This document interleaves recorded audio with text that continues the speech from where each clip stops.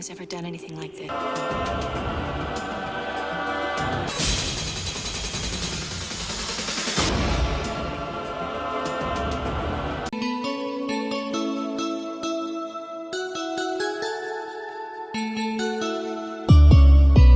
Halo guys, kembali lagi bersama saya, dan kali ini saya akan coba merangkum film yang berjudul The Matrix. Tanpa banyak spoiler di awal, santuy dan nikmati sambil rebahan.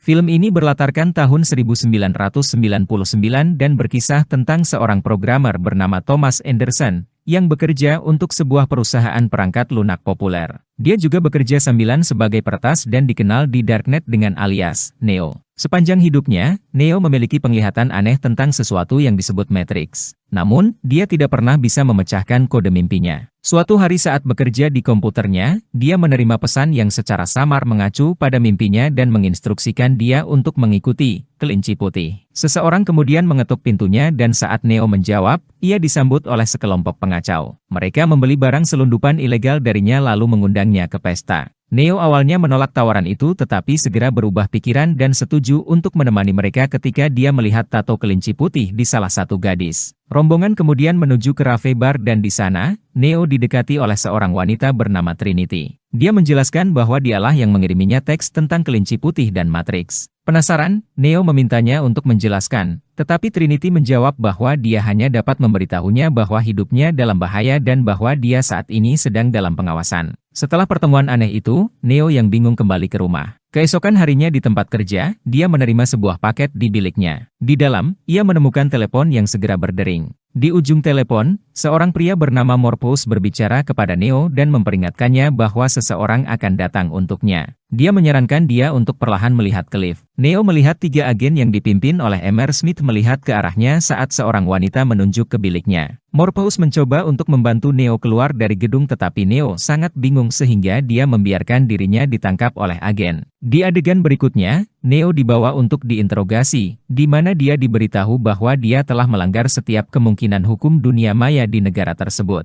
Smith mengatakan kepadanya bahwa kemungkinan besar dia akan dijatuhi hukuman seumur hidup di penjara, tetapi ada jalan keluar dari ini. Dia bisa keluar sebagai orang bebas jika dia membantu agen menangkap Morpheus, orang yang menghubunginya sebelumnya. Smith menggambarkan Morpheus sebagai teroris paling berbahaya yang masih hidup. Namun, Neo menolak untuk mematuhi dan meminta untuk berbicara dengan pengacaranya. Smith kemudian memberitahunya bahwa tidak ada gunanya menelepon jika dia tidak bisa mengucapkan sepatah kata pun. Saat itu, bibir Neo menyatu entah dari mana dan dia dibanting ke meja oleh agen. Kemudian, probe mirip udang ditanamkan di perutnya melalui angkatan lautnya. Detik berikutnya, Neo terbangun dengan keringat dingin di kamarnya. Dia dibiarkan merenungkan apakah itu semua hanya mimpi yang menakutkan. Tiba-tiba, dia mendapat telepon dari Morpheus, yang memintanya untuk bertemu di jembatan Adam, menjanjikan untuk menjawab semua pertanyaan Neo. Neo akhirnya memutuskan untuk mematuhi dan menuju ke lokasi. Di sana, dia dijemput oleh Trinity dan 2 orang lainnya dengan sebuah mobil.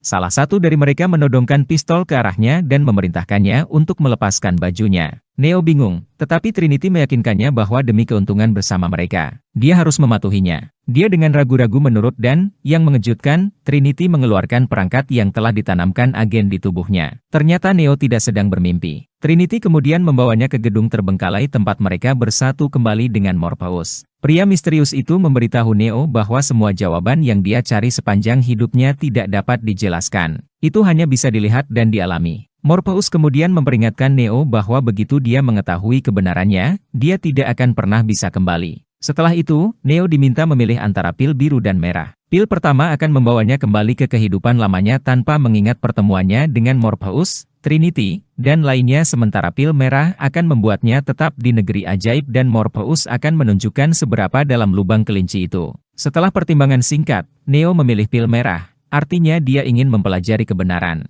Jadi, dia diikat ke kursi dan dilengkapi dengan beberapa kabel. Yang mengejutkan, dia melihat cermin yang pecah secara ajaib memperbaiki dirinya sendiri. Bingung dan penasaran, dia menyentuh permukaannya dan lihatlah, perak mulai merayapi kulitnya. Sementara itu, kru Morpheus berusaha menemukan sesuatu di monitor. Akhirnya, cairan perak menutupi Neo sepenuhnya dan dia pingsan. Dia kemudian bangun dalam POD embrio berwarna merah muda, tidak berbulu dan telanjang. Ada beberapa tabung hitam yang menempel di sekujur tubuhnya, seperti dia telah menjadi semacam tikus percobaan. Setelah beberapa saat, Neo muncul dari POD dan secara mengejutkan mengetahui bahwa dia dikelilingi oleh menara demi menara POD. Semuanya diisi dengan manusia. Tak lama kemudian, seorang perawat robot yang melayang melihatnya bergerak dan dia dengan cepat dibuang ke selokan. Saat Neo akan tenggelam dalam limbah, sebuah hovercraft muncul dan dia diangkut ke ruang kargo kapal. Yang membuatnya lega, kerajinan itu milik Morpheus dan dia bersatu kembali dengan dia dan krunya. Sekarang mengenakan pakaian rajutan tangan sederhana. Saat Neo mulai kehilangan kesadaran, Morpheus berkata, "Selamat datang di dunia nyata." Otot-otot Neo mengalami atrofi setelah tampaknya dalam keadaan koma seumur hidupnya. Dia juga mengalami rasa sakit di matanya karena dia tidak pernah menggunakannya sebelumnya. Oleh karena itu, Morpheus dan krunya menghabiskan beberapa minggu ke depan untuk merawat tubuhnya. Suatu hari, Neo akhirnya sadar. Dia berpakaian lengkap dan ditumbuhi sedikit rambut di kepalanya. Morpheus kemudian muncul dan memberitahunya bahwa mereka ada di dalam kapalnya bernama Nebukadnezar. Selain itu,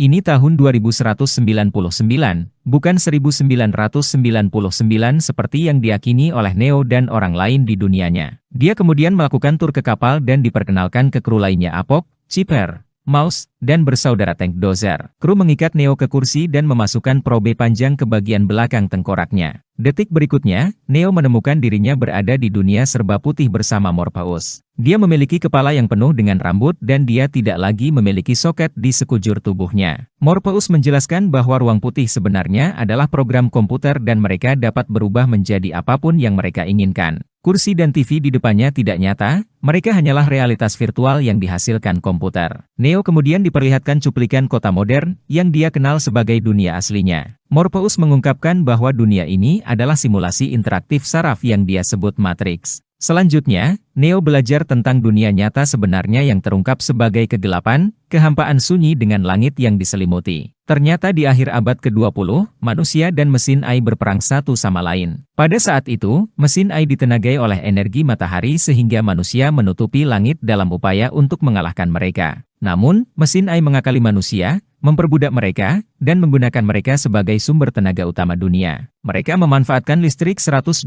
volt dan panas tubuh 25.000 BTU yang dihasilkan oleh tubuh manusia untuk memberi daya pada diri mereka sendiri. Ketika permintaan meningkat, AI mulai membudidayakan manusia di ladang yang luas, menghubungkan mereka ke outlet mereka, dan menjebak mereka di dalam POD. Dunia yang dikenal Neo hanyalah sebuah matriks dan itu adalah dunia buatan komputer yang diciptakan untuk mengendalikan manusia sehingga mereka dapat digunakan sebagai sumber kekuatan. Morpheus dan krunya adalah satu-satunya manusia bebas bersama warga kota bernama Zion. Itu adalah kota manusia terakhir yang tersisa, tersembunyi jauh di bawah tanah, dekat inti bumi. Ternyata, Morpheus dan timnya secara teratur meretas matriks menggunakan telepon untuk membebaskan lebih banyak manusia dari perbudakan. Program mesin mengontrol matriks. Agen yang ditemui Neo sebelumnya adalah contoh program mesin yang dapat mengambil alih manusia manapun dalam matriks yang berada di bawah kendalinya. Sementara itu, ada mesin otonom yang disebut Sentinel yang beroperasi di dunia nyata. Mereka berpatroli di selokan kuno dan lorong kota manusia mati untuk mencari manusia yang mungkin terbangun dari matriks. Neo kewalahan oleh wahyu dan dia pingsan. Belakangan, ketika berhadapan dengan kenyataan, ia diajari serangkaian teknik si bela diri termasuk taekwondo, tinju mabuk,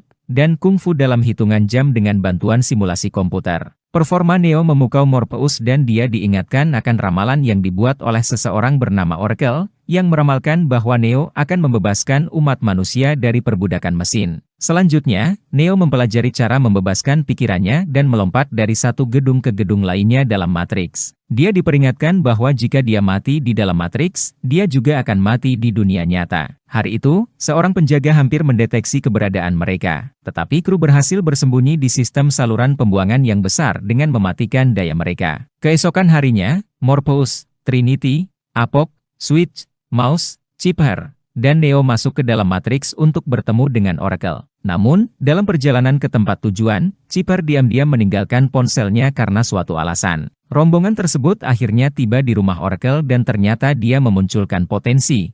Sekelompok anak-anak yang memiliki kualitas pencerahan dan kesadaran tertentu. Ketika Neo memperkenalkan dirinya kepada Oracle, dia secara mengejutkan mengatakan kepadanya bahwa dia bukan satu-satunya dan suatu hari dia harus memilih untuk menyelamatkan Morpheus atau dirinya sendiri. Kemudian, saat kelompok tersebut kembali, mereka disergap. Ternyata Chipper menjualnya. Dia sudahlah berjuang untuk pembebasan umat manusia, jadi dia sekarang ingin kembali ke kehidupannya yang bodoh namun bahagia dalam Matrix. Agen menyemprot grup dengan peluru dan mengakibatkan kematian Mouse. Tank berhasil membantu kru lainnya melarikan diri melalui tembok. Namun, mereka segera ditemukan oleh seorang agen sehingga Morpheus mengorbankan dirinya sendiri agar yang lain dapat melarikan diri. Setelah sedikit ketakutan, Trinity dan kelompoknya berhasil melarikan diri tetapi Chipper kembali ke tubuh aslinya di Nebukadnezar di depan mereka. Dia segera membunuh Tank dan Dozer yang tidak menaruh curiga sebelum mulai melepaskan kru di dunia nyata satu persatu. Namun, sebelum dia bisa sampai ke Trinity, Tank, yang entah bagaimana selamat dari serangan itu, bangkit dan menembak mati Chipper. Di adegan berikutnya, Trinity dan Neo dengan selamat kembali ke kapal sementara agen Smith menginterogasi Morpheus tentang kota Zion. Takut Morpheus akan membocorkan rahasia mereka, Tank menyarankan untuk mencabut kabelnya, tetapi Neo mengatakan, tidak. Dia ingat Oracle mengatakan kepadanya bahwa dia bukan orangnya, tetapi dia dapat memilih untuk menyelamatkan Morpheus. Oleh karena itu, Neo memutuskan untuk mengembalikan Morpheus dengan mengorbankan dirinya sendiri. Trinity terkesan dengan tekadnya, dan dia memutuskan untuk bergabung dengannya juga. Setelah mempersenjatai diri dengan banyak senjata, keduanya menuju ke gedung tempat Morpheus disimpan.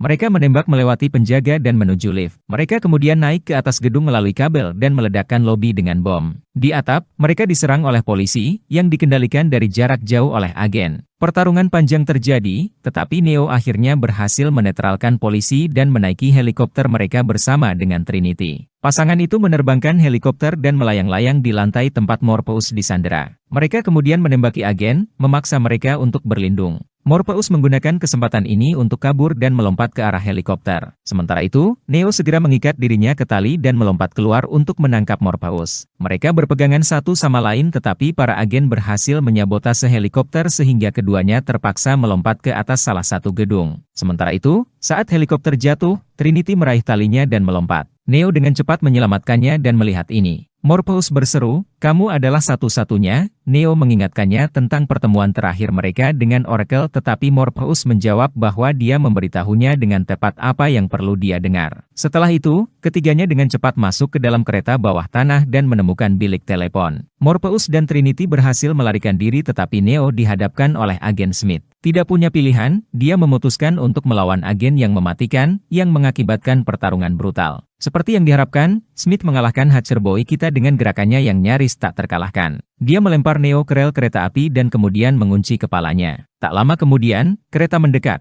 Tetapi entah bagaimana Neo terlempar ke belakang keluar dari rel, membuat agen mati. Namun, Smith mengambil alih manusia lain dan mulai mengejar Neo. Pada saat yang sama, Nebukadnezar diserang oleh para penjaga. Tank dan kru bersiap meluncurkan pulsa elektromagnetik untuk melawan mereka, tetapi mereka hanya dapat melakukannya saat Neo kembali. Sementara itu, yang terakhir menghindari serangan dari Smith saat dia dipandu oleh Tank ke dalam gedung. Sayangnya, saat dia memasuki ruangan 303, agen tersebut menangkapnya dan menembaknya beberapa kali di jantung, membunuhnya seketika. Situasinya bahkan lebih buruk di kapal, para penjaga mulai mengobrak-abrik tempat itu. Seiring berjalannya waktu, Trinity menjadi emosional dan bersandar pada tubuh Neo yang tak bernyawa, mengakui bahwa Oracle telah menubuatkan dia akan jatuh cinta dengan seorang pria dan itu akan menjadi satu-satunya. Saat laser Sentinel mulai membelah hovercraft, Trinity mengakuinya sebagai Neo dan menciumnya. Lihatlah, dia bangun. Para agen memperhatikannya dan tanpa membuang waktu, mereka menembaki dia. Namun, Neo secara telekinetik menghentikan peluru di udara dan menjatuhkannya ke tanah. Menjadikan salah satu adegan film paling epik sepanjang masa. Neo telah mewujudkan yang satu, dan dia mulai melihat melalui Matrix. Dia melihat kaskade kode mesin dan menggunakan kekuatan baru yang ditemukannya, dia mengalahkan Smith dengan mudah sebelum kembali ke kapal. Saat itu, Morpheus meluncurkan EMP dan menghancurkan Sentinel. Saat Neo membuka matanya, dia menemukan Trinity membungkuk di atasnya, jadi dia menciumnya. Film berakhir dengan Neo terus berjuang untuk membebaskan umat manusia dari perbudakan AI. Tamat, terima kasih telah menonton.